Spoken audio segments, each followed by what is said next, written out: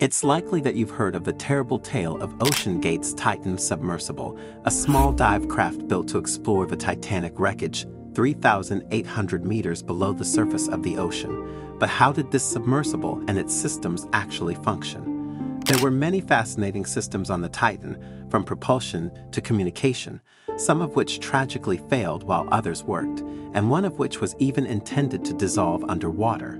Normally, we focus on sustainable energy and transportation, but since this was an electric vessel operating at sea, where many energy projects are currently being implemented, I thought you would be interested in this. Let's begin with a brief summary. Deep sea exploration is challenging because of the darkness, cold, and difficulty communicating with the surface. The Titan submersible was designed to go as deep as 4,000 meters underwater, but the pressure there is equivalent to an elephant standing on one leg and then 226 more elephants climbing on top. The Titan's entire system weighed about 10 tons and was mainly made up of a few key parts, the largest of which was the carbon fiber hull, which ultimately caused the ship to sink and tragically resulted in the deaths of everyone on board. The hull was 5 inches thick, but repeated exposure to high pressure caused it to implode on the 7th dive. The first step in preventing failures like this is to build a virtual model of the submersible and test its limits. However, carbon fiber is notoriously difficult to model because it is made up of numerous thin fibers that are interwoven and cured together. This also means that there are numerous ways it can weaken as layers shift and come apart from one another without being noticed. These models were simply insufficient, which is why the Titan's second system was intended to be used. According to a patent held by OceanGate's CEO, Richard Stockton Rush, this system used numerous small sensors, including ultrasonic microphones and strain gauges, to monitor vibrations in the carbon fiber. This data would be used to determine whether the carbon fiber hull was buckling before a catastrophic failure. Other concerning factors included not just the use of carbon fiber, but also the tubular shape, which is significantly poorer than a sphere at distributing the pressure from the weight of the ocean.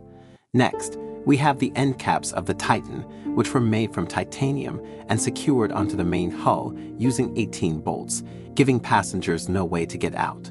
The viewing window was also reportedly made from a material that was only certified for depths of up to 1,300 meters, just a third of the depth of the Titanic. These components were all tested together on a 1/3 scale model in collaboration with the University of Washington, at which point an ex-employee called David Lockridge expressed concerns that the scale model of the sub had revealed flaws in the carbon fiber under pressure testing. But aside from the fattily designed hull, how did the Titan submersible actually operate or know where it was? After an initial briefing, the first step of a Titan launch was to deploy the docking station from the main ship. This is why the Titan was actually classified as a submersible rather than a submarine, because a submarine is able to leave and come back to port under its own power. The docking station would then fill up its ballast tanks with seawater, increasing its weight and causing it to plunge 9 meters underwater. At this point, the Titan could detach and begin its descent, while the docking station refilled its tanks there and floated to the surface at the end of the voyage. This process would then be done in reverse. The Titan was carefully balanced so it wouldn't float or sink unless the electric thrusters were activated. It had 4 electric thrusters in total that could propel it up and down, forwards and backwards, or rotate it around. These thrusters were from a company called Innerspace and were specifically designed to operate extremely efficiently in both forward and reverse directions.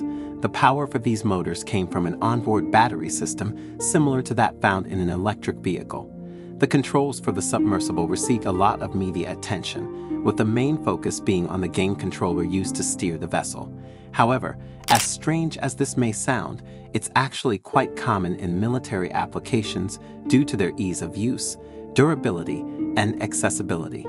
Game controllers are currently used all around the world to control anything from explosive disposal robots to Virginia-class attack submarines.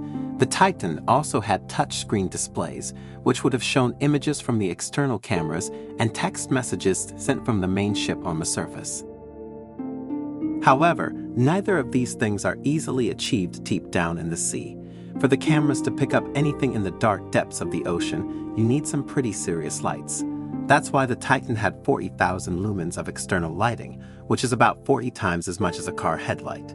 Receiving messages, however, uses a much more elaborate system. Communication and tracking for the Titan sub were both done using what is known as an ultra-short baseline acoustic system. Acoustic pulses could then be used like Morse code to send messages.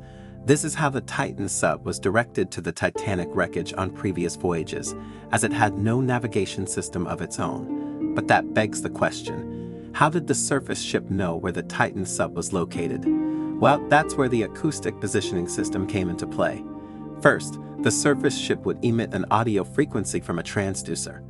When the transponder on the Titan received this, it would then respond with a similar signal, which would be picked up by the surface ship. By measuring the time taken to receive a signal, the surface ship could work out how far away the Titan was. By having multiple transducers on the ship, it could also work out the direction the audio wave came from by combining these together. With this information, the surface ship would know where the sub was located and send messages to direct it to the wreck of the Titanic. Given the tragic outcome of the last Titan voyage, the safety systems aboard may seem pointless, and in many ways they were. However, let's see what safety systems were aboard that could have helped the passengers if the emergency was different. First, it is important to consider that in all possible emergency scenarios where the passengers remain alive, such as a power cut or loss of communication, the best option would always be to return to the surface. However, if there was a fire, this would require extra action, which is why there was a fire extinguisher on board and smoke masks for all passengers.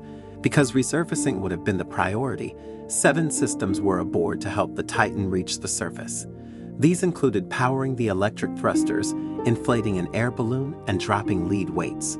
However, one of these systems was actually a dead man's switch. This means that it would have worked even if everyone aboard had passed out. This dead man's switch was made using a material that would dissolve when exposed to salt water. After around 10 hours of diving, the material would completely dissolve and release sandbags from the bottom of the sub. Because of this loss in weight, the sub would gain buoyancy and start floating towards the surface. None of these safety systems would work if the Titan didn't have a fresh supply of breathable air. The key requirement for that is to provide oxygen to the hull and remove carbon dioxide. Oxygen was supplied by onboard tanks, and the carbon dioxide was likely removed by a CO2 scrubber. A common choice for this is sodium and calcium hydroxide, which trap the CO2 in a chemical reaction to ensure the air is breathable. I hope you learned something new and found this video interesting. If so, please subscribe to my channel.